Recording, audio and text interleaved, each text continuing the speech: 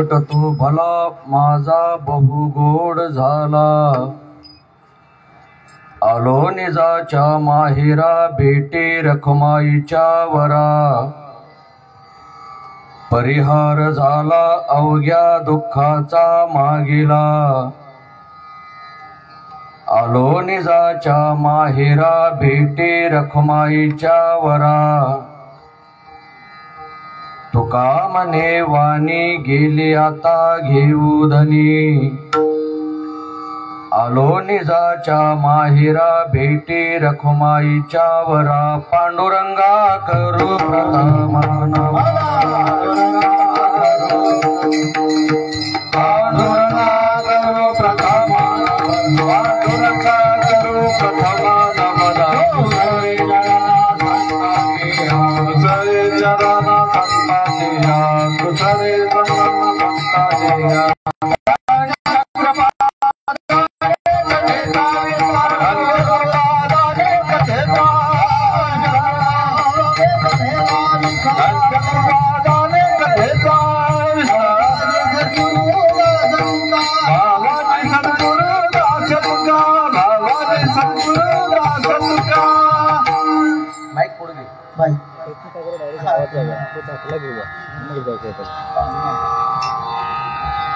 ओम नमो ज्ञानेश्वरा करुणा करा दयाळा, तुमचा अनुग्रहेला झालो पावन झालो चराचरी, मी कळ्या कुसरी काहीच नेने बोलतो वचने अति भाविका, प्रथम नमन करू गणनाथा उमा शंकराची स्वतः चरणावरी ठेवणी माथा, साष्टांगी आता दंडवत, दुसरे बंधू सारजा जे चतुरणाचे आत्मा जावा कसिद्धी पावे, जे सहजातीच्या चरण माझा दंडवत, आता बंधू देव ब्राह्मण ज्यांचेने पुण्य पावन प्रसन्न होती श्रोते जन तया माझे दंडवत, आता बंधू साधू सज्जन नित्य हृदय हरीचे ध्यान विठ्ठल नाम उच्चारती जन तया माझे दंडवत, आता नमो रंग भूमिका कीर्तने उभी होती लोका टाळ, मृदंग श्रोते देखा तया माझे दंडवत, ऐसे नमन करुणी सकळा हरिकथा बोले बोबडिया बोला, ज्ञानी म्हणून आपुल्या बाळा चालवी सकळा नामा म्हणे विठ्ठला,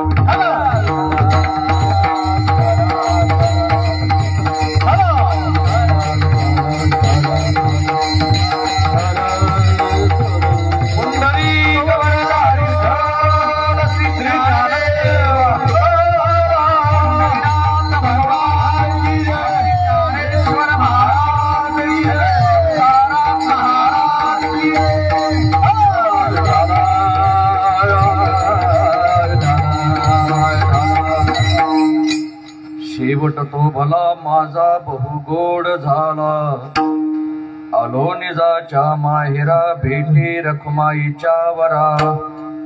प्रस्तुत प्राप्त प्रसंगी सेवेकरता घेतलेला अभंग याचे अवधूत तलावर जन्माला आलेले जडजीवांचा उद्धार करण्यासाठी आपला देह अखंड जिजविणारे देहूचे सुप्रसिद्ध साधू जगद्गुरु जगतवंदनीय श्रीमंत श्री तुकाराम महाराज यांचा त्यांच्या गात्यातील जीवनाचं कर्तव्य, जीवनात माणसाने काय करावं, जीवनभर जर आपण कार्य गोड केलं का तात्या त्याचा शेवट निश्चितच गोडतो याचं प्रतिपादन करणारा अभंग आहे.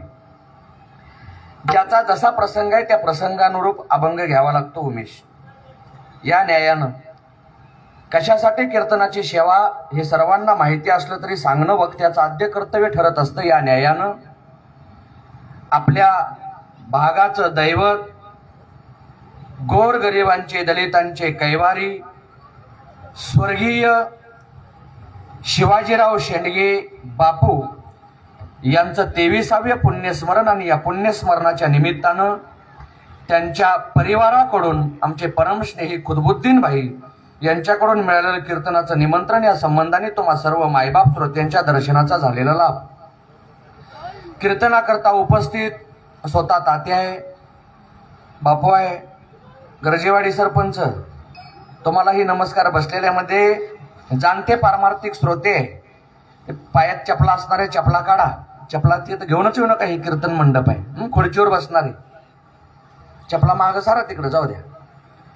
कीर्तनाकरता उपस्थित मृदंगाचार्य उमेश महाराज गाडगे, गायनाचार्य भास्कर महाराज गुरु, गायनाचार्य बिरोदेव महाराज, गायनाचार्य राम महाराज आणि उभे असणारे आमचे रेवणाळचे बालगोपाळ टाळकरी वृंद या सर्वांच्या एकोप्यानं कार्यक्रमाला लाभलेलं सौंदर्य आणि अतिशय सुंदर व्यवस्था, भागवा भागवी नाही, काट कसर नाही. बापूंच्या ऐश्वर्याला शोभेल अशी व्यवस्था आहे गुरु महाराज. आणि त्यात माझ्यावर प्रेम करणारा माझा शेजारी आमच्या गावचा, जो साऊंड सिस्टीम ऑपरेटिंग मध्ये त्याचं नाव राज आहे बरं का, राज भास्कर महाराज. आणि आमचा आशीर्वाद आहे तू या क्षेत्रातला राजा व्हावा. या संबंधाने तुलाही नमस्कार. सर्वांना वैयक्तिक नमस्कार केल्यापेक्षा महाराजांच्या भाषेत मस्तक हे पायावरी, पायावरी मस्तक हे पायावरी, मस्तक हे पायावरी. यावर करी संताच्या, यावर करी संताच्या, यावर करी संताच्या, यावर करी संताच्या, यावर करी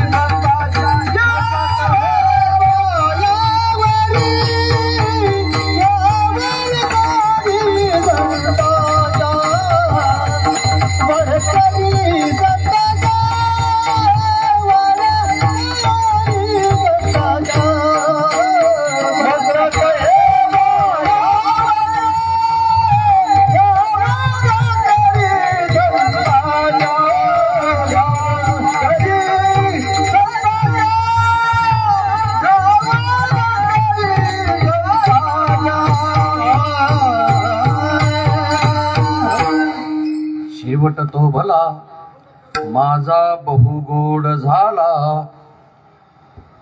शेवट गोड होण्याकरता तात्या मी सांगितलं आयुष्यभर व्यवहार गोड करावा लागतो. गोड व्यवहार करावा लागतो म्हणजे काय,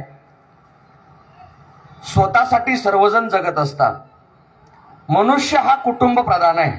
कुटुंबात राहणं हे मनुष्याचा नैसर्गिक गुणधर्म आहे भास्कर महाराज. त्यामुळे कुटुंबात राहतच असतो. पण कुटुंबात पुढं पुढं पुढं पुढं वाटचाल करत जसा माणूस जातो ना, तसा विभक्त होत जातो. बरोबर आहे ना? तसा माणूस पुढं विभक्त होत जातो. विभक्त कुटुंब पद्धती या भारतामध्ये आली आणि आपल्या जवळची नाती तोडत असतो. बरोबर आहे ना? कारण बापू एकाच आई बापाच्या पोटी 4 भावंडाचा जन्म होतो. ते 4 भावंड लग्न होईपर्यंत एकमेकासाठी जीव द्यायला तयार असतात तात्या. तेच 4 भावंड लग्न झालं का एकमेकाचा जीव घ्यायला तयार होतात. एवढा फरक पडत जातो. मी कुटुंब प्रधान संस्कृती आहे भास्कर महाराज. फक्त मनुष्य काय संकुचित वृत्तीमध्ये आला, मी आणि माझं, बस, दुसऱ्याचा संबंध नाही. जो भाऊ आपला आहे, एका मायबापाच्या पोटी आपण जन्म घेतलेला आहे, तो सक्का भाऊ पक्का वेळी वाटायला लागतो उमेश. आणि काही संबंध नसलेली 22 वर्षाची मुलगी आपल्या घरात आली, तिला पत्नी म्हणून स्वीकार केला ना, ती काही नातं नाही, सगळी नाती तिच्यासोबत जोडल्या जातात. बरोबर ना? आई दिसत नाही, बाप दिसत नाही, भाऊ दिसत नाही, बहीण दिसत नाही, नात्या गोत्याचे दिसत नाही, मी, माझी बायको, माझी पोरं, एवढं संकुचित कुटुंब होत जातं.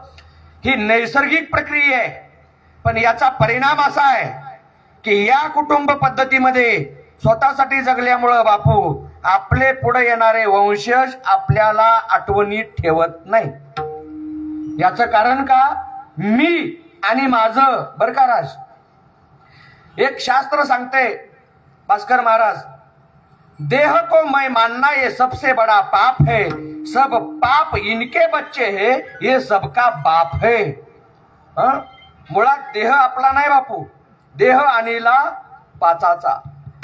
5 जणांचं उष्ण आणले उमेश, आणि उष्ण आणलेली वस्तू माघारी द्यायची असते. बरं, पंचमहाभूताचा उष्ण आहे तात्या, पण इथले 5 जण त्याच्यावर सत्ता गाजवणारे.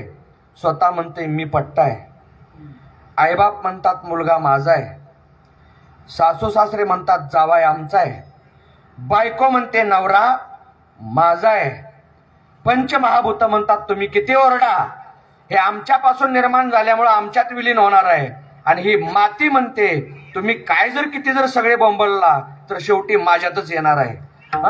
मग पेटवायचा असू द्या, पुरायचा असू द्या, नाही फेकून द्यायचा असू द्या, शेवटी विल्हेवाट मातीत असल्यामुळं त्याची माती होणार आहे. शरीराची होय माती, हे साधू संतांनी लिहून ठेवलं, मी पदरचं सांगत नाही. परिणाम या मातीची माती होणार आहे, याचं शास्त्र आहे. आपण आपल्या देहाला आपलं काम आणायचं नाही. ऐका बसा.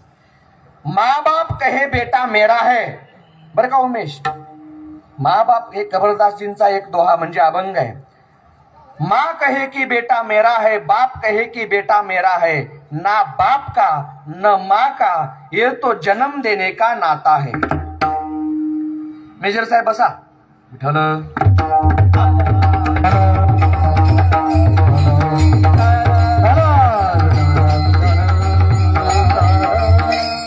आई वडिलाचं नातं तात्या जन्म देण्यापुरतं. पुढं सास कहे कि जमाता मेरा है, ससुर कहे कि जमाता मेरा है, ना सास का ना ससुर का, ये तो लड़की देने का नाता है. आता त्याच्या पुढे या. भाई कहे कि बहन मेरी है, बहन कहे कि भाई मेरा है, ना भाई बहन का न बहन भाई की, ये तो रक्षाबंधन का नाता है. कमाल कहे कबीर जी मेरे है, और कबीर जी कहे कमाल मेरा है, ना कबीर कमाल का ना कमिल कबार का, ये तो हरि गुण गाने का नाता है. तू तो काया नगर का सौदागर, तुझे अपने वतन पे जाना है. अगर तू अपने वतन पे जाना है, अपने वतन पे जाना है, तुझे अपने वतन पे जाना है, अपने वतन पे जाना है. तू तो काया नगर का सौदागर, तुझे अपने वतन पे जाना है, सौदागर तुझे अपने वतन पे जाना है. काया नगर का सौदागर, तुझे अपने वतन पे जाना है, काया नगर का सौदागर, तुझे अपने वतन पे जाना है. तू तो काया नगर का सौदागर, तुझे अपने वतन पे जाना है. म्हणजे उसनं आणलं हे. तू तो काया नगर का सौदागर, आपलं मुक्कामाचं ठिकाण ते आहे. जन्माला आलो संजूगाव, त्या दिवशी आपल्या प्रवासाला सुरुवात झाली. बरोबर आहे ना तात्या? तुम्ही सगळ्यांना निमंत्रण दिलं होते, सगळे आले, बरोबर ना? कशासाठी आले? बापूंचे पुण्यतिथी आहे, कीर्तनासाठी फुलं टाकायसाठी आले का? अजिबात नाही. आले कशा करता? 12:30 वाजता आपापल्या घरी जाण्याकरता. 12:30 नंतर तुम्ही नायलांच्या दोरीनं बांधून ठेवा, तर एक नाही थांबायचं इथं. बरोबर ना? हे निमित्त आहे. खरं कारण काय आहे? जिथून आला तिथं एकदा पोचणं म्हणजे प्रवासाचा पूर्णविराम आहे. सकाळी घरातनं निघलं, बरोबर, दिवसभर कामं करून संध्याकाळी घर पोचतं, बरं का सरपंच? आणि मग सोफा शेवटर बसून बायकोला म्हणतं, आण बरं पाणी, चहा करून आण गरम गरम, संपली कटकट एकदाची. बरोबर ना? कटकट कधी संपते? मुक्कामाला घरी पोचल्यानंतर. तसं आपण जन्माला आलो, ही प्रवासाची सुरुवात आहे. आणि एक दिवस मरण निश्चित आहे, मरावं लागणार आहे. मरण कुणाला चुकवता आलं नाही, मरण चुकवता येत नाही, आणि इथून पुढं मरण चुकवता येणार नाही. मरण हे जीवनाचं अबाधित सत्य आहे, आणि मरेपर्यंत जगवणारा परमेश्वर हे परम सत्य आहे. म्हणून तुम्हाला जर तुमचं कल्याण करून घ्यायचं असेल ना, सगळ्या गोष्टी विसरल्या तर चालेल, फक्त 2 आठवणी ठेवा. कोणत्या? 2 बातों को याद रखना, जो चाहे कल्याण, नारायण निज मौत को दोजो श्री भगवान. एक मरण आणि दुसरं मरेपर्यंत जगवणारा भगवान. या 2 गोष्टी ध्यानात ठेवल्या ना, जीवन आयुष्यभर सुखाचं होतं. बरं, जीवन सुखाचं होतं, पण आपल्याला लोकांनी आठवणीत ठेवलं पाहिजे ना. आपण एवढे दुर्दैवी आहेत तात्या, आपल्या पिढीत पुढे जन्माला येणारे आपल्या आठवणीत राहत नाही, आणि वंशजेच्या आठवणीत पूर्वज राहत नाही. बरोबर आहे का सरपंच? तुमचं नाव रामाजी गोमाजी कापसे फॉर एक्झाम्पल, बरोबर ना? बापाचं नाव माहिती असेल, आजोबाचं नाव माहिती असेल, पंजोबाचं निपर पंजोबा, खापर पंजोबा, भोपर पंजोबा. मी 16 पिढ्यापर्यंत नीन पाठीमागं तुम्हाला.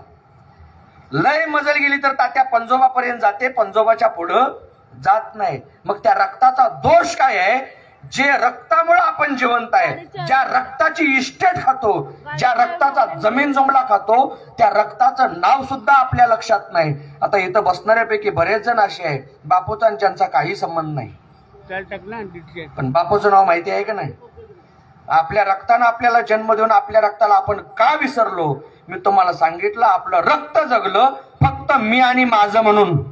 आणि मी आणि माझं म्हणून जे जगत असतात त्याला त्याच्याच रक्तातले विसरत असतात. जे दुसऱ्यासाठी जगत असतात त्याला समाज आठवणीत ठेवत असतो. मग आयुष्यभर निसंकोचित वृत्तीनं आणि निस्वार्थ भावनेनं आपण समाजकार्य केलं ना, त्याची पोचपावती समाज दिल्याशिवाय राहत नाही आणि त्याचा शेवट निश्चितपणे गोड झाल्याशिवाय राहत नाही.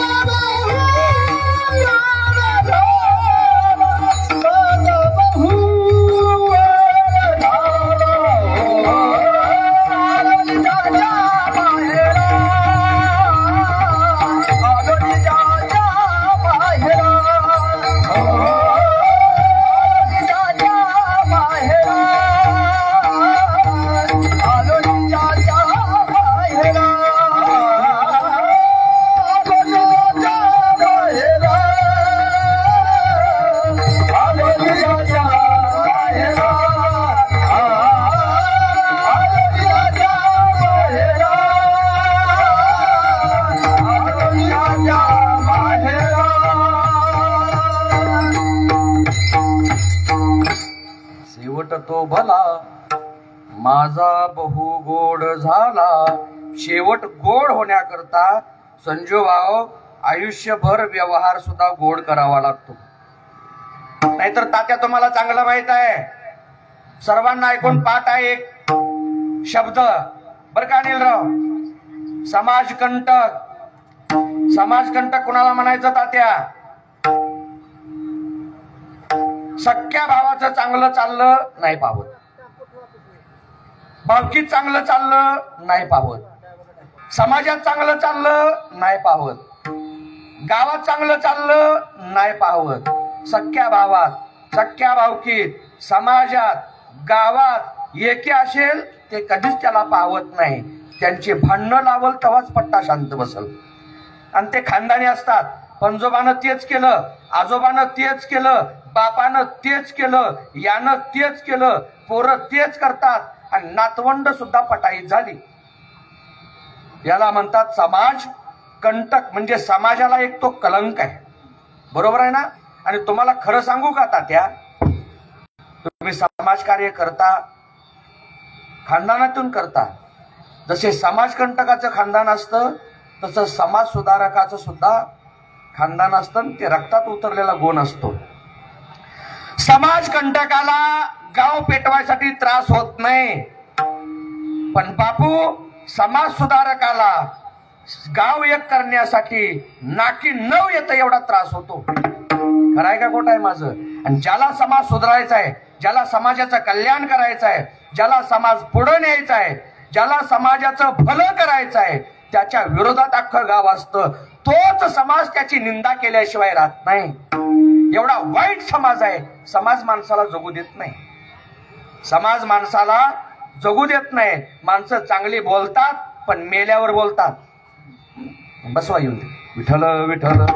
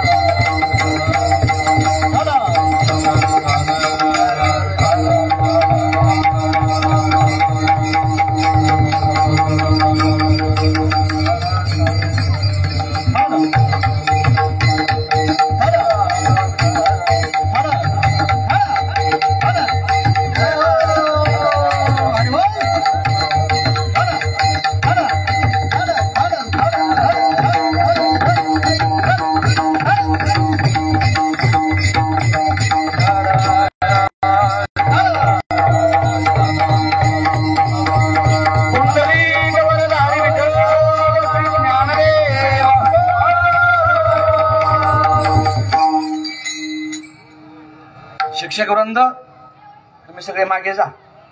बसू द्या पोरात हालचाल करू नका.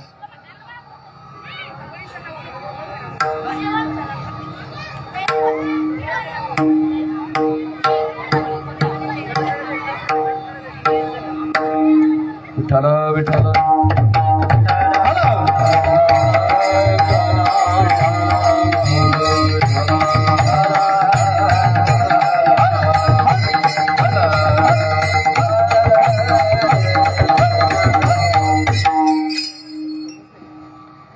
ऐका तात्या, मी सांगत होतो की समाज कार्य करणं सोपं नाही. एखाद्या समाज सुधारकाचा जन्म कधी होत असतो माहितीये का?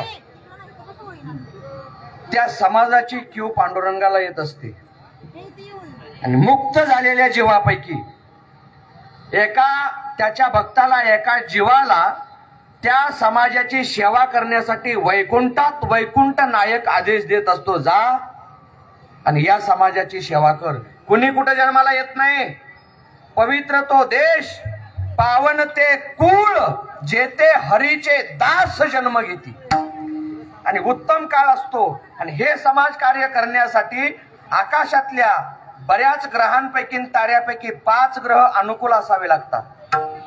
त्यावेळी त्या समाजामध्ये त्याला कोणी किती विरोध करू द्या, त्याच्या नावानं किती बोट मोडू द्या, किती शिव्या देऊ द्या, किती अपप्रचार करू द्या, तरी तो साधू समाजसेवा करणारच. भगवान त्याच्याकडनं करून घेणारच. आणि सरते शेवटी समाज उचलून डोक्यावर येणार. समाज लगेच डोक्यावर घेत नाही. सामान्य गोष्ट आहे. तुम्ही साधी समाजसेवा करायला चला किंवा साधा एखाद्याला उपदेश करा. एखादा दारोडा असेल ना, चोऱ्या करत असेल, दरोडा करत असेल, गावात भांडणं लावत असेल, त्याला चांगले उपदेशाचे 4 बोल बोला. ते म्हणते चांगला साधू झाला ना, तर लागला शहाणपण शिकवायला आम्हाला. बरोबर आहे का बापू? पण याच्या विरोधात 4 व्यसन करणारे मित्र असू द्या आणि त्यात एखादा चांगला असू द्या आणि ते त्याच्यात जाऊ द्या आणि ते चौघं म्हणतात काय आहे का जिंदगीत एकदाच जन्मायचंय, एकदाच मरायचंय. बरोबर आहे ना? एकदाच जन्मायचंय, एकदाच मरायचंय. सगळं करून माणसानं मरावं. ते दारू प्यायला शिकवतात, ते सिगारेट ओढायला शिकवतात, ते लोकांच्या महिलेकडं, ताईकडं, बहिणीकडं वाईट नजरेनं पाहायला शिकवतात. त्यांच्यापेक्षा बाद याला करतात. बापाची इस्टेट विकायला लावतात आणि तेच उष्ण्या तंबाखूला उष्णा चुना म्हणून त्याला नावं ठेवतात. म्हणून त्याला कोणी वाईट म्हणत नाही, त्याच्या वाट्याला कोण जात नाही का? त्याला गावात आलेले सगळे राम राम म्हणतात. बरोबर ना? पण समाज सुधारकाला सगळ्या गावातली लोक टिंगल केल्याशिवाय राहत नाही. त्यांना अतिशय त्रास सहन करावा लागतो आणि तो त्रास सहन करून सुद्धा समाजासाठी जणं म्हणजे परत देवाच्या आणि समाजाच्या आठवणीत राहणं. विठ्ठल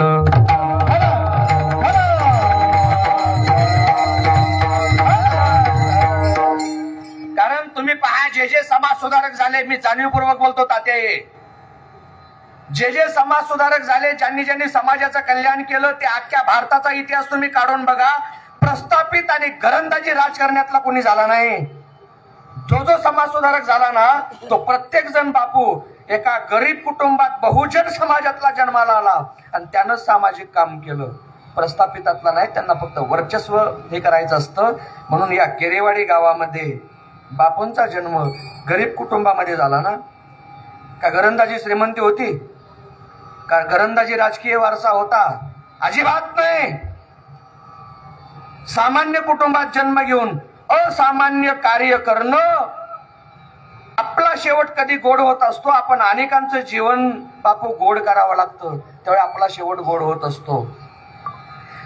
एक सुभाषितामध्ये श्लोक आलेला आहे, परोपकारार्थम इद्धम शरीरम. माणसाचा जन्म हा परोपकारासाठी आहे. जगद्गुरु श्रीमंत श्री तुकोबाराय हे घरंदाज श्रीमंत होते. 8 पिढ्याची सावकारकी होती आणि त्यावेळी तात्या जगद्गुरु श्रीमंत श्री तुकोबारायाकड 42 करोड रुपयाची रोख इस्टेट होती. रोख होन होते, त्यावेळी रुपये नव्हते, होन सोन्याचे पैसे. 42 करोड रोख. वैराग्य आलं तुकोबारायांना आणि सगळी इस्टेट वाटून टाकली. आणि ज्यावेळी तुकोबारायला काय विचारलं ना गावातल्या लोकांनी, काय तुकोबाराय तुमच्याकडे महाजनकी होती, सावकारकी होती, घरंदाजी श्रीमंती होते, तुकशेटवाणी तुम्हाला सगळे म्हणायचे, सगळे वाटून टाकलं. आता तुम्हाला खायला काय राहिलं नाही, प्यायला काय राहिलं नाही. जे माणसं गावात तुम्हाला रामराम करत होती, ते माणसं आता तुम्ही रस्त्यानं चालला का पाठ फिरवून जातात. मग एवढं सगळं तुम्ही दान करून समाजासाठी, समाज तुमच्याकडे बघत नाही. तुम्ही मिळवलं काय आणि इथून पुढे करणार काय? त्यावेळी तुकोबाराय म्हणतात, बाबा रे, आतापर्यंत माझा संसार झाला, पण इथून पुढे जे मला जगायचं आहे ना, ते फक्त परोपकारासाठी जगायचं आहे. इथून पुढे मी फक्त परोपकार करणार. तुका म्हणे आता, तुका म्हणे आता, तुका म्हणे आता,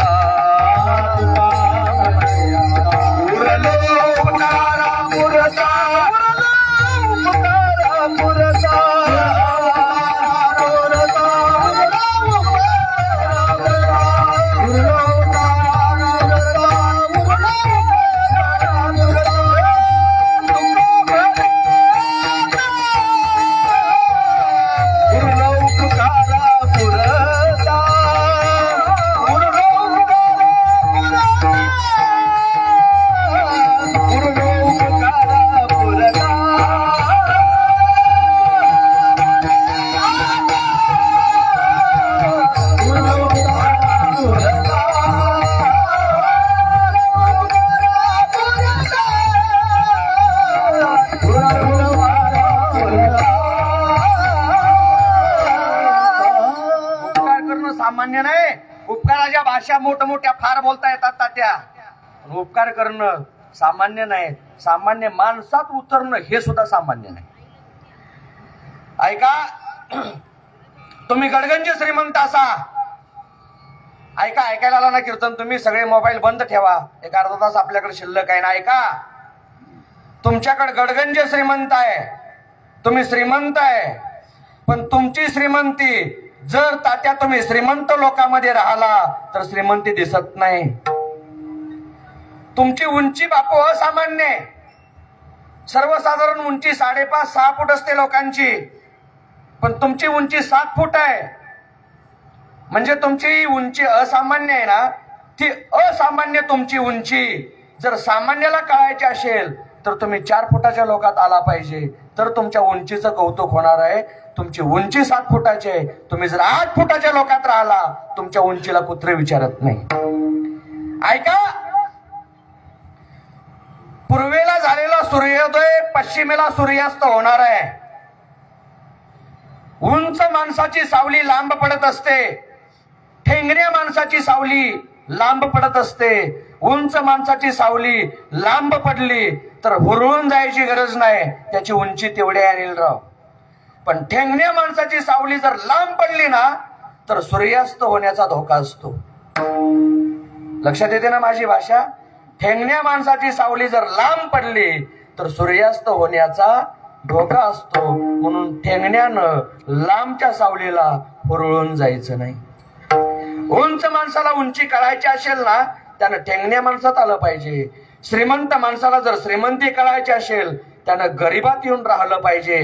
सज्जन माणसाची जर सज्जनता कळायची असेल ना त्यानं दुर्जनाला सज्जन बनवलं पाहिजे. त्यात येऊन तेवढं सामान्य काम नाही ते. बरोबर ना? आपल्या श्रीमंतीचा उपयोग, आपल्या श्रीमंतीचा विनियोग हे आपल्याच घरचे मोठमोठे लग्न करण्यात, बायका नाचवण्यात, डीजेवर पैसे उधळण्यात आणि गावाला दारू पाजण्यात जर खर्च झाले ना कुत्रा विचारत नाही त्या श्रीमंतीला. आपली श्रीमंती गरीबाच्या उपयोगाला आली पाहिजे. एखाद्या गरीबाचं लग्न होत नाही ना, एखाद्या गरीबाचा मुलीचा बाप जर गरीब असेल ना त्याच्याकडे लग्नाला पैसे नसतील ना द्या 10-20 रुपये, कारण त्या मुलीने दिलेला आशीर्वाद तुम्हाला सुखानं मारतील. शेवट तो भला माझा बहु गोड झाला.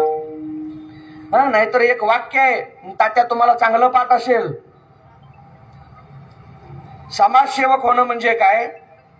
गरीब असताना गरीब समाजाची सेवा करत करत श्रीमंत होणं. बरोबर ना? आता हे चालू आहे ना सगळं. म्हणून ऐका, रक्तात उतरलेला जो समाजसेवेचा गुण आहे तो रक्तात उतरलेला गुण या कुटुंबाचा आणि या खानदानाचा चालू आहे. भास्कर महाराज, मी स्तुती म्हणून बोलतो, इथं कीर्तनाची संधी दिली म्हणून बोलतो असं नाही. मागच्या कीर्तनात तात्या मी बापूचा सगळा जीवन परिचय सांगितला होता. ऐका,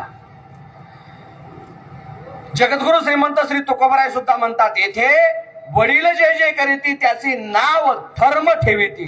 वडिलांना जर आपल्या परोपकार केला असेल तर ते नाव सांभाळण्यासाठी पुढे येणाऱ्या पिढीला फार जबाबदारीनं वागावं लागते, फार जबाबदारीनं राहावं लागते. मनानं जगता येत नाही तात्या, मनानं राहता येत नाही, मनाला वाटेल ते करून चालत नाही. कारण सामाजिक बंधनं असतात, त्या बंधनामध्ये राहावं लागते. बरोबर आहे ना? त्या बंधनामध्ये राहत असताना सर्पविंचू चावल्यासारख्या वेदना होतात, पण त्या वेदनांना सुद्धा आपल्याला सहन करावं लागते.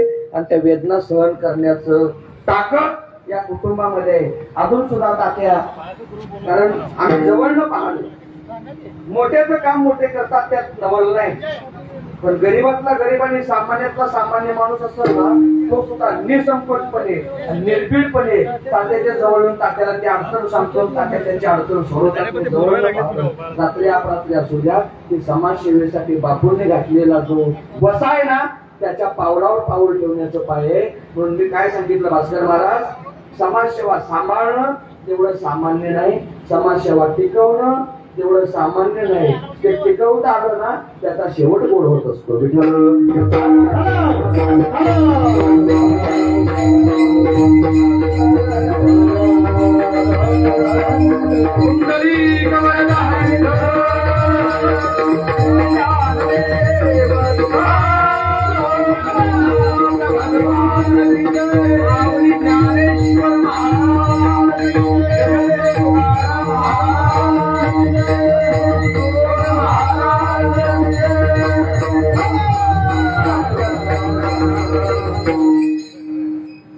ऐका, एक म्हण तुम्हाला ऐकून चांगली पाठ आहे. स्वतःला मिळालेलं अन्न स्वतः खाणं हे प्रकृती आहे. स्वतःला मिळालेलं अन्न स्वतः खाणं ही प्रकृती आहे. स्वतःच स्वतः खाणं, दुसऱ्याचं आपणच खाणं ही विकृती आहे. स्वतःच स्वतः खाणं, दुसऱ्याचं स्वतः खाणं हे विकृती आहे. आणि स्वतः उपवासी असताना, तात्या स्वतःला भूक असताना, 2 भाकरीची भूक असून सुद्धा एकच भाकरी आपल्याकडे शिल्लक आहे, पण आपल्या समोर पुढं भुकेलेला आलेला आहे. मग त्यातली अर्धी भाकरी आपण खाणं आणि अर्धी समोरच्याला देणं ही भारतीय संस्कृती आहे. विठ्ठल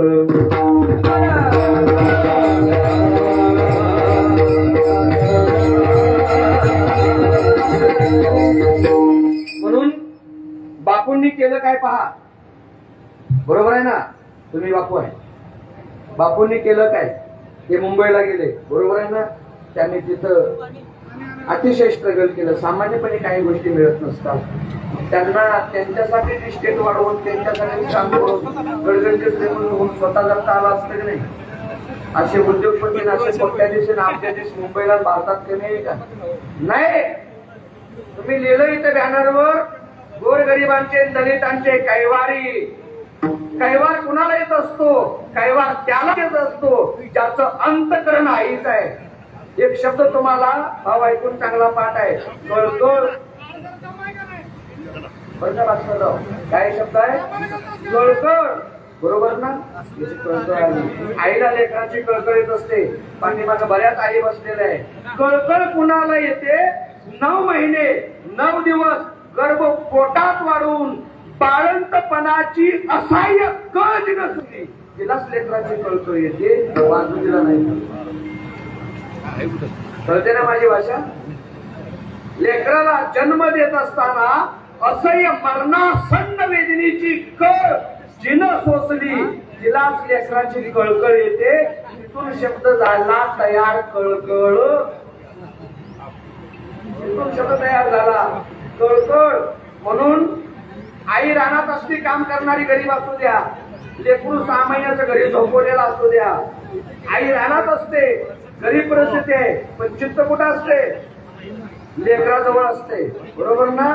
आणि लेकराला तिथं त्रास झाला तर आईच्या अंतकरणाला 4 किलोमीटरवर शेतात कळत असते. तुम्ही मुंबईत राहताना तात्या, तुम्हाला जर त्रास झाला तर ते भगवंताचं एक कनेक्शन आहे. आई गावाकडे असू द्या, तुम्ही आजारी पडलेला असू द्या, तुम्ही आजारी जर पडला, असाही वेदना जर तुम्हाला होत असतील ना, तर तुमची तब्येतीची अवस्था आईला कळवून देतो परमेश्वर.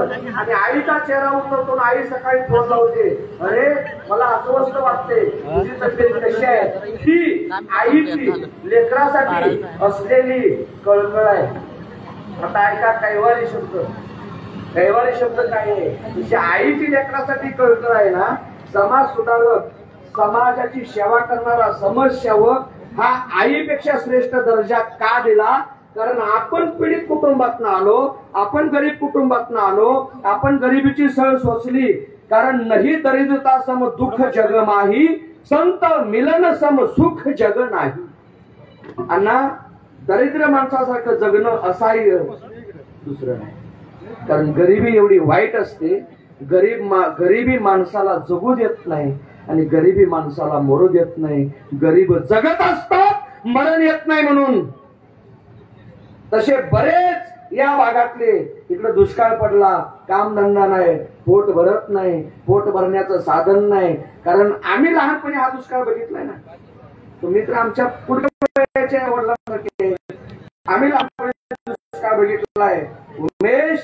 कारण पोट भरून अन्न मिळत नव्हतं. आता अन्नाची सुबत्ता झाली, आता अन्न मात्र होते ना, खराब होतं, तेवढं अन्न काय पूर्वी मिळत नव्हतं. पिका असले ना भास्कर महाराज, लोक भाजी जास्त घ्यायची आणि खायला भाकरी नसायची. भाजी जास्त खायची, भाकरी थोडी खायची. ही सत्य परिस्थिती आम्ही अनुभवलेली आहे. मग अशा लोकांना मुंबईमध्ये एक संघटित करून माथाडी कामगारांना गोदीमध्ये कामाला लावणं, त्यांचं भविष्य उज्ज्वल होणं. सही करता येत नाही, सही अडाणी माणसं आहे उमेश. तो आल्यावर माझ्यासोबत कीर्तनाला बघितलंय. त्या गोदी कामगारांना, त्या माणसांना आज 50-50, 60-60 हजार रुपये पेन्शन आहे.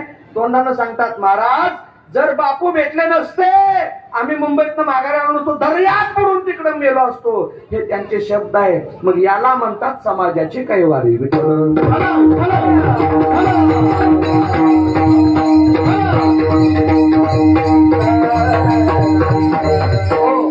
ऐका, शेवट तो भला माझा गोड झाला. शेवट गोड का झाला याचं कारण माहेरी आलो निजाच्या माहेरा,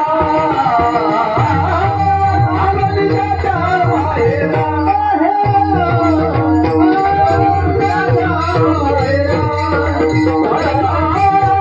निजाच्या माहेरा,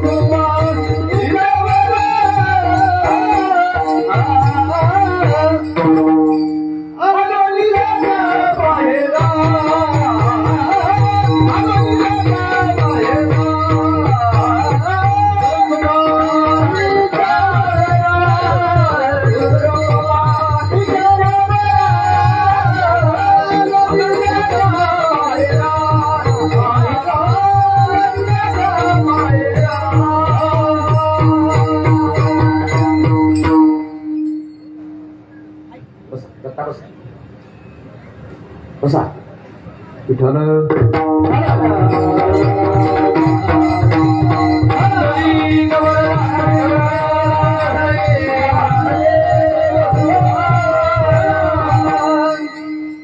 आता जे येतील ना त्यांना तिकडे बाहेरच एक दोन कार्यकर्ते सांगा खुदबुद्दीन बाई पाठीमागे येऊन बसा म्हणून शिस्त मोडते म्हणून विठ्ठल विठ्ठल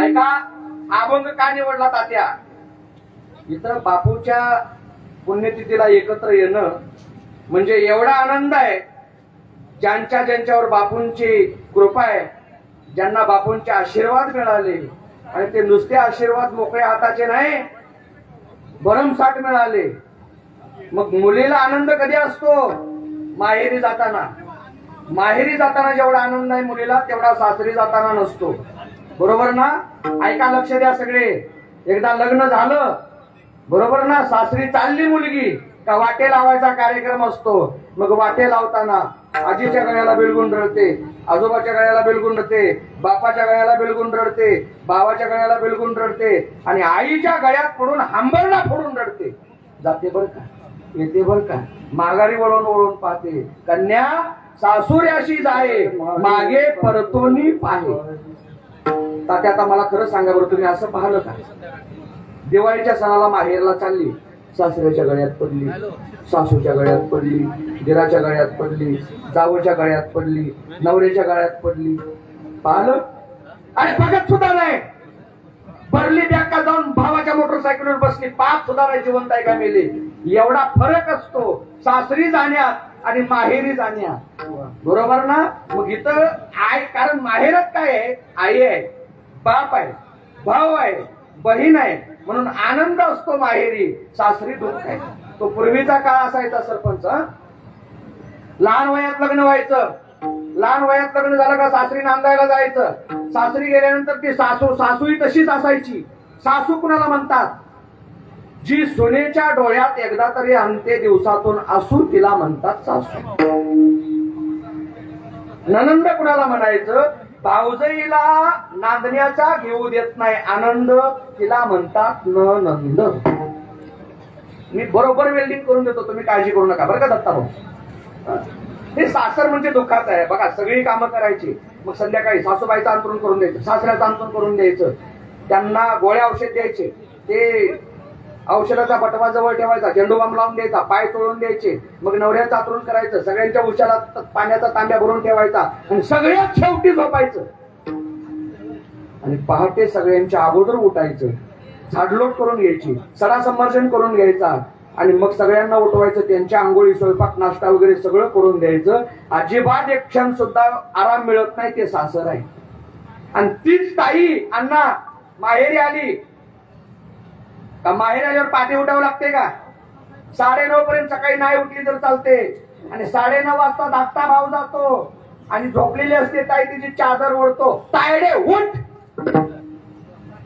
आणि आई स्वयंपाकघरात असते आई आवाज येते बेटी रखमाईच्या वर आता मला खरं सांगा समाज कार्य करत असताना एवढा त्रास करत असताना सुख समाधान मिळते का तात्या अजिबात नाही मिळत का हे सगळं सासर आहे म्हणून सुख समाधान आपल्याला मिळत नाही आणि सुख समाधान मिळण्याची जागा जर कोणती असेल तर त्या अख्ख्या भारतात एक राज्य महाराष्ट्र आहे त्या महाराष्ट्रात एक ठिकाण आहे त्याचं नाव पंढरपूर आहे म्हणून आपण भाग्यवान आहे आपल्याला नरदेह मिळाला त्यापेक्षा भाग्य आपलं आहे की भारतात मिळाला त्यापेक्षा भाग्य आहे महाराष्ट्रात मिळाला आणि त्यापेक्षा भाग्य आहे साधू संतांच्या नंतर मिळाला म्हणून या जीवनाच्या प्रपंचाच्या दगदगीत माणसाला आराम मिळत नसतो उमेश.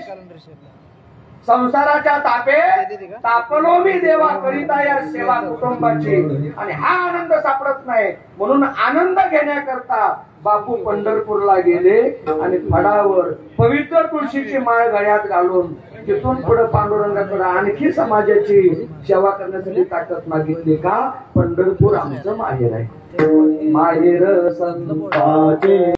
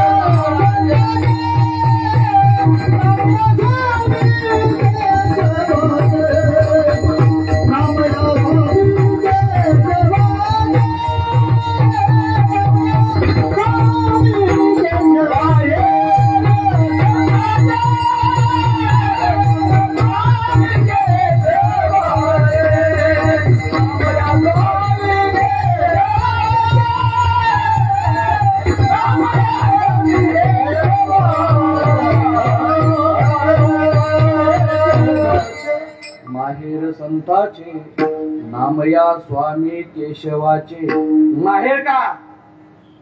विठ्ठल आमचा बाप आहे, रखमाई आमची आई आहे, पुंडलिकराव आमचा भाऊ आहे, चंद्रभागा आमची बहीण आहे. मग जिथं आई बाप भाऊ बहीण असते तिला सासर म्हणता येत नाही, ते माहेर असतं. तिथं आनंद असतो, तिथं सुख असतं दत्ता, तिथं परमानंद असतो. बरोबर ना?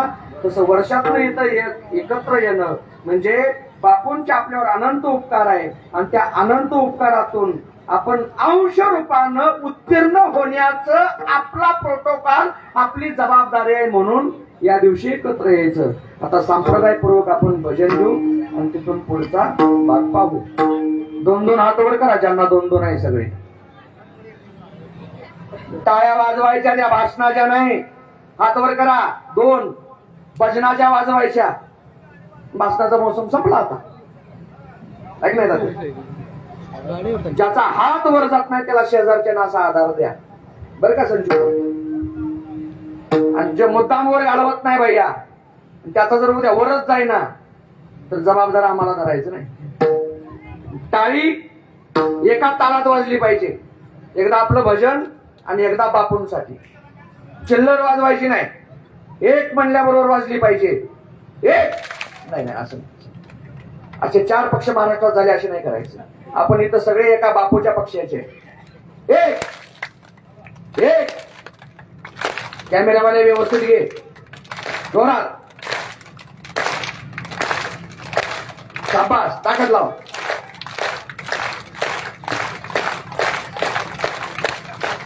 वा वा.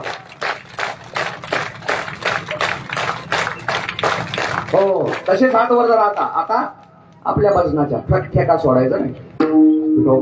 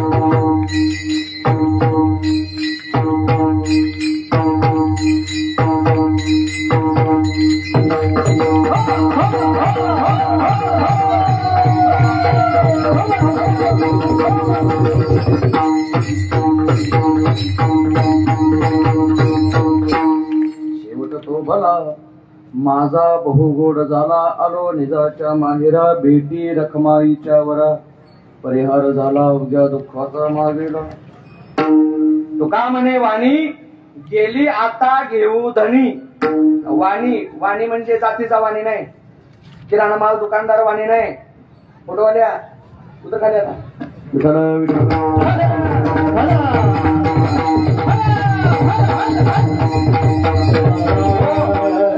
ऐका वाणी काय असते ऐका, तुमच्या लक्षात आणून देतो. सगळा परिचय सांगितला ना गेल्या वर्षी. कर्ज झालं, सावकारी कर्ज, हे घडलेले प्रसंग आहे, त्याला अनुरूप मी सांगतो.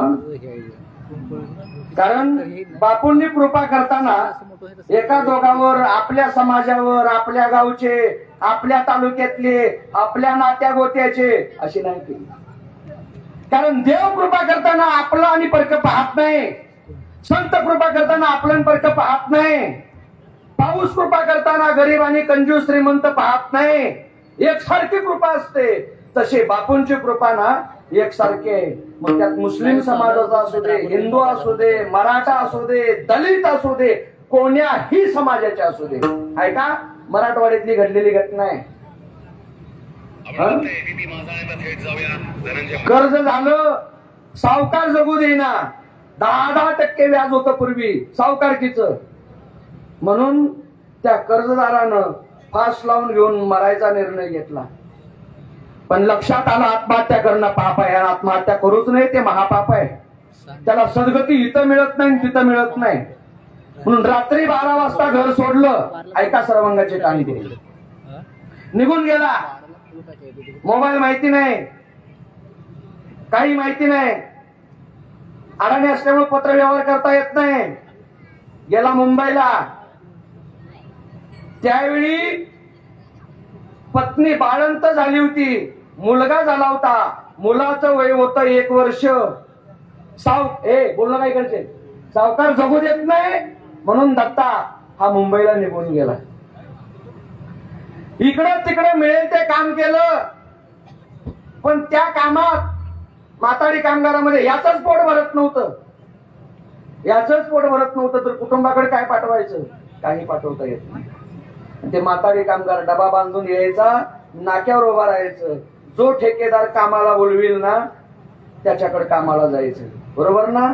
मग बापूंनी आपल्या जवळची माणसं ठिकठिकाणी सोडली होती. त्यात आमच्या गावची 2-3 होती. जा माताडी कामगार गरीबच असतील त्यांना घेऊन या.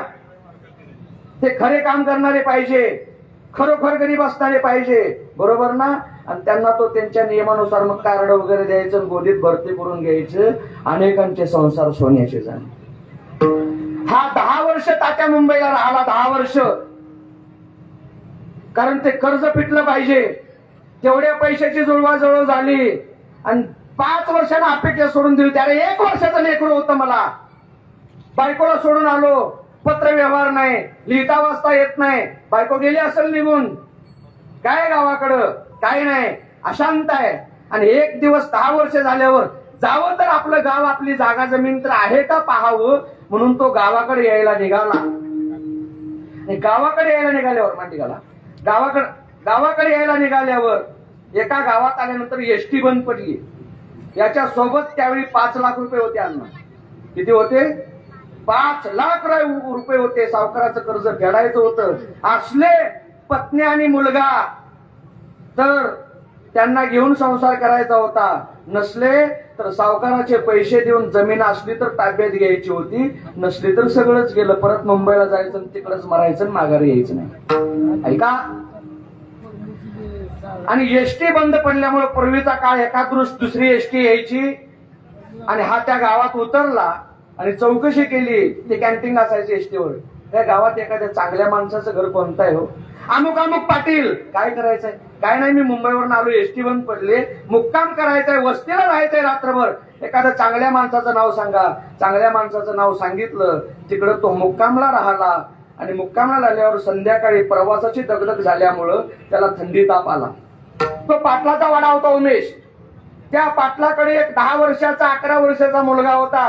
त्या पाटलानं सांगितलं, हे आपल्या घरी पाहुणे आले ना, त्यांची सेवा कर. कोण येते आपल्याकडे कशाला? गरज पडली म्हणून वाटसरू येऊन राहिला, याची सेवा कर बाळा.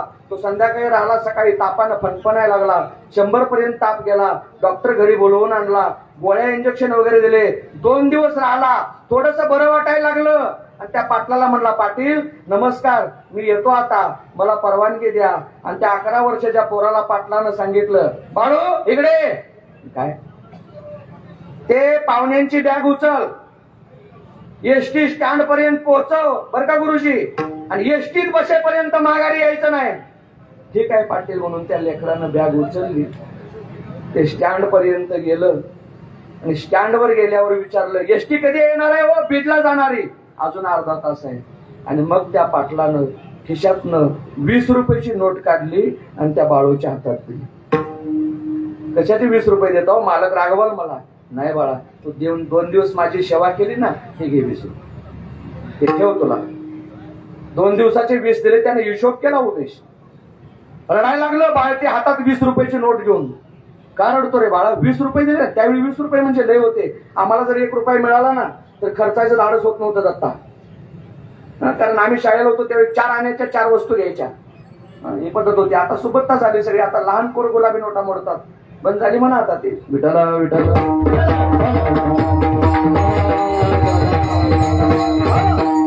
ऐका. काय रडतो बाळा?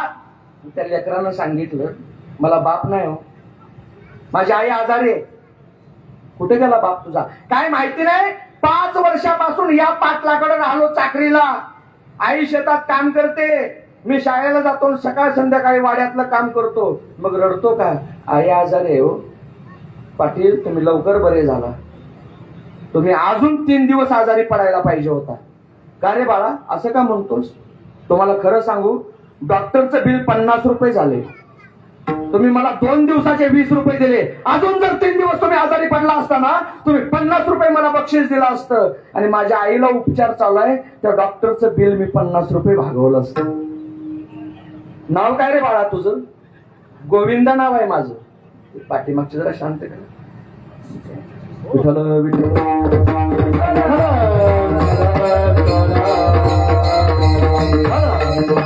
कोणताही कार्यक्रम असतो त्यांना मजा मारून घ्यायची, एवढंच नाही. तात्या माहिती आहे मला माझी शिस्त कशी असते. ऐका बाळा, वय कुठलं? वय किती तुझं? 11 वर्ष आहे मालक. तुझ्या आईचं नाव? माझ्या आईचं नाव रखमाई आहे. गाव? याचं गाव आहे तेच सांगितलं. याला आठवणीत आलं, माझ्या बायकोचं नाव रखमाई आहे, माझं गाव तेच आहे. आता फक्त एकदा याच्या आईला पाहिलं की जर बायको असेल तर ओळख पटली. बाळा माझ्या तुला तुझ्या आईकडे घेऊन जातो. का हो? चल तर. त्या लेकरानं बॅग हातात घेतली.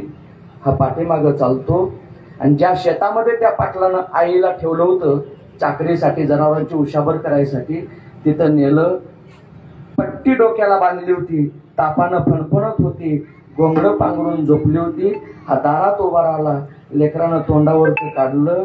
यानं पाहिलं माझी बायको आहे, तिनं पाहिलं माझा नवरा आहे. दोघे एकमेकाला बोलत नाही, दोघांचे अश्रू बोलतात. अश्रूला वाट मोकळी करून दिली आणि तिनं सांगितलं, जाताना सांगून तर जायचं होतं. गावातली लोक मला खायला उठले, हाकलून दिलं जमीन जाईन जागा लिहून घेऊन या 1 वर्षाच्या लेकराला घेऊन फिरत फिरत आली. पांडुरंगासारखा हा घर मालक भेटला म्हणून इथं चाकरीला राहिली आणि आता तोंड दाखवायला आला 10 वर्षानं. त्यानं शांतपणे ऐकून घेतलं. अगं माझ्या डोक्यामध्ये आत्महत्येचे विचार आले होते. आत्महत्या करणार होतो पण आत्महत्या करणं पाप आहे. जीवन संपलं का परत भेट होणार नाही. मग बिगर तिकीट काढता कोळशाच्या रेल्वेनं मुंबईला गेलो.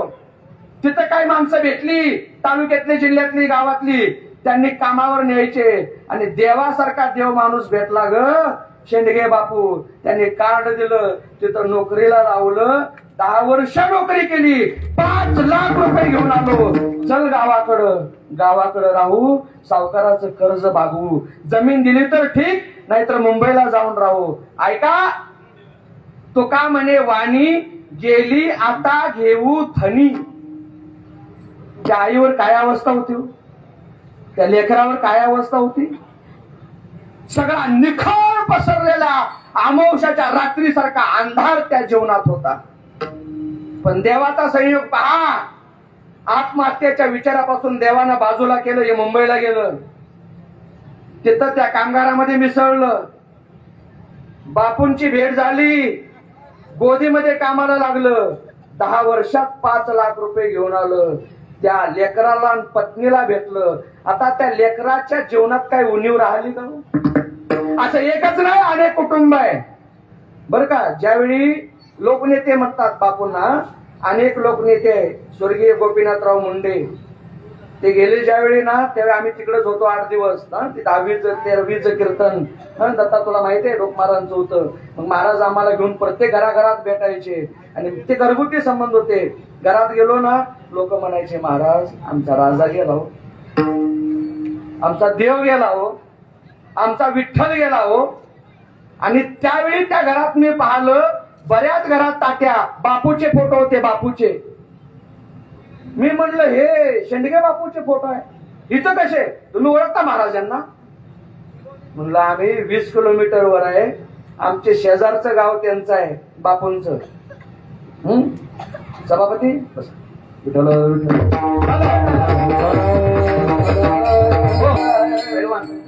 लक्ष द्या. ऐका तुम्ही ओळखता महाराजांना. हो ओळखतो. आम्ही 20 किलोमीटर आहे तिथनं. 20 किलोमीटर आहे म्हटल्यावर लोक आमच्या पाया पडायची का. बापूच्या गावाला कधी जाता आलं नाही हो. त्यांच्याकडच्या महाराजाचे पाय आमच्या घराला लागले आणि माझा सत्कार करायचे. मी म्हणलं माझा सत्कार करू नका. जर खरोखर बापूचे उपकार तुमच्यावर असतील ना एखाद्या गरीबाला दीनदलिताला मदत करा. कारण पांडुरंगापेक्षा कमी तिकडची लोक मानत नाही. ही वस्तुस्थिती मी माझ्या डोळ्यानं पाहिली. का घरात फोटो लावला तुम्ही एवढे बापूचे उपकार तुमच्यावर काय आहे. तेवढी लोक म्हणले महाराज दुष्काळ पडला त्या दुष्काळात मुंबईला कामाला गेलो. माघारी आलो असतो याचा नियम नाही. तिकडे दर्यात बुडून मेला असतो. पण हा देव भेटला. झोपडं सुद्धा मिळलं नसतं. गव्हाचं काढ आणि उसाचा पाला सुद्धा छपार शेकडायला कधी मिळणार नाही आम्हाला. आयुष्य मुस्तोडीत गेलं असतं. पण आज RCC बंगला बांधला ना ही निव्वळ त्या शिवाजी बापू शेंडगेची कृपा आमच्यावर आहे. ही वस्तुस्थिती आहे. मी पाहून आलो अशा अनेकांच्या जीवनामधला अंधकार बापूंनी नाहीसा केला. अनेकांचे मायबाप झाले. त्यांच्या जीवनामध्ये काही उणीव राहिलं नाही. शेवटचं चरण तुका म्हणे वाणी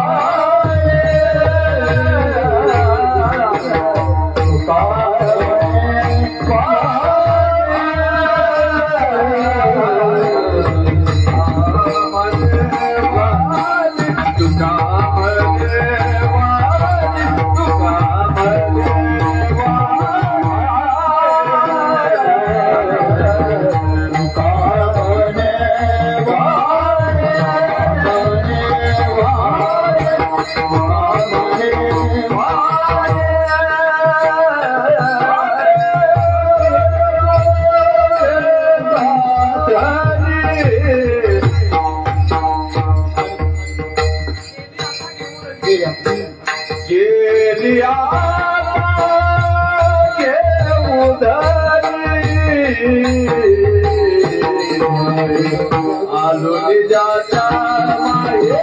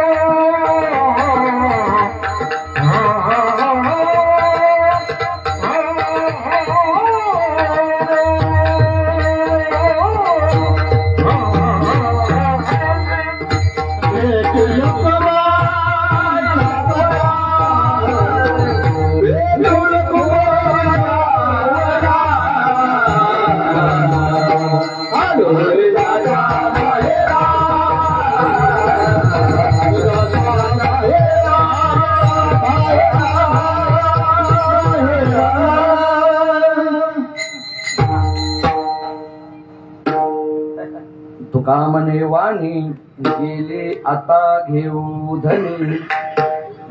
एकदा भरमसाठ मिळालं कान्हा प्रपंचातली उणीव संपली.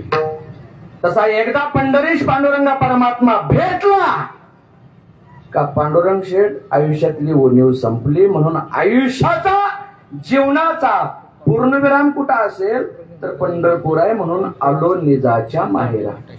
आपलं कीर्तन संपुष्टात आलं. ज्ञानेश्वर माऊली भजन होईल, जय विठ्ठल होईल, तिथं पूजा होईल, त्यानंतर आपली आरती होईल. ऐका, बापूच्या समाधी सोहळ्याकरता सोहळाच म्हणावा लागलेला. भास्कर महाराज आपण सगळे एकत्रित आलो. बापूंना जाऊन 22 वर्ष पूर्ण झाली. हा 23वा त्यांचा समाधी सोहळा आहे.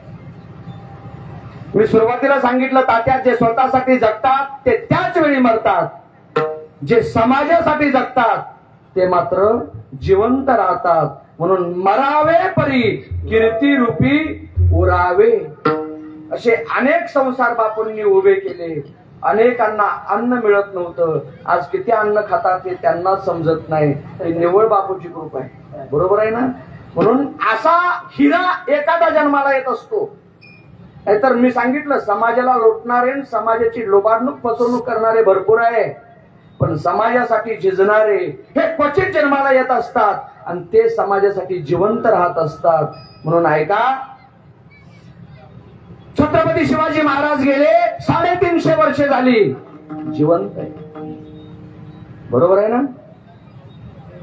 मल्हारराव होळकर गेले, छत्रपतींचे शिलेदार होते, सुभेदार होते, नावानं अजून जिवंत आहे. अहिल्याबाई गेल्या, अजून जिवंत आहे. बापू जाऊन 22 वर्ष झाली, अजून जिवंत आहे.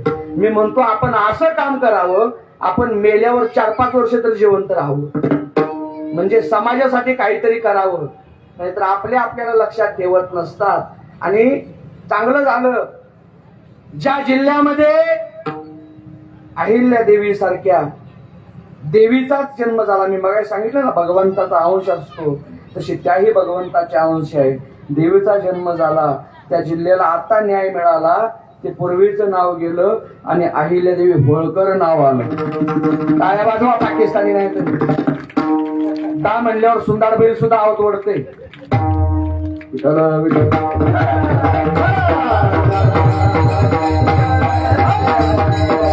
म्हणून धर्मसत्ता आणि राजसत्ता एक हात घालून एकत्रित नांदल्याशिवाय भारताचं आणि महाराष्ट्राचं कल्याण होत नाही. म्हणून राजकारणी, मंत्री, राज्यमंत्री जरी बापू असले, एवढं मोठं वक्तव्य जरी आपलं वक्तृत्व असलं, व्यक्तिमत्व असलं, तरी सुद्धा संप्रदायाचा अंगीकार का केला. पूर्णविराम सुख आणि समाधान तिथं आहे. बरोबर आहे ना. सर्वजण तुम्ही मान्यवर आला. 12:15 वाजलेले. तुम्हा सर्वांना या परिवाराच्या वतीनं धन्यवाद देतो. सेवेला पूर्णविराम. मी सांगितलं पैलवांना, तेवढं लक्षात राहिलं पाहिजे की आपण मेल्यावर तरी 4-2 वर्ष जिवंत राहिलं पाहिजे. बाकीचे सगळे उठवू नका, फक्त त्यांच्या घरचे तिथं चला पूजेला. बाकी आपलं ज्ञानेश्वर माऊली भजन होईल, जय विठ्ठल होईल, तोपर्यंत त्यांची पूजा होईल आणि मग आरती होईल. ज्ञानेश्वर माऊली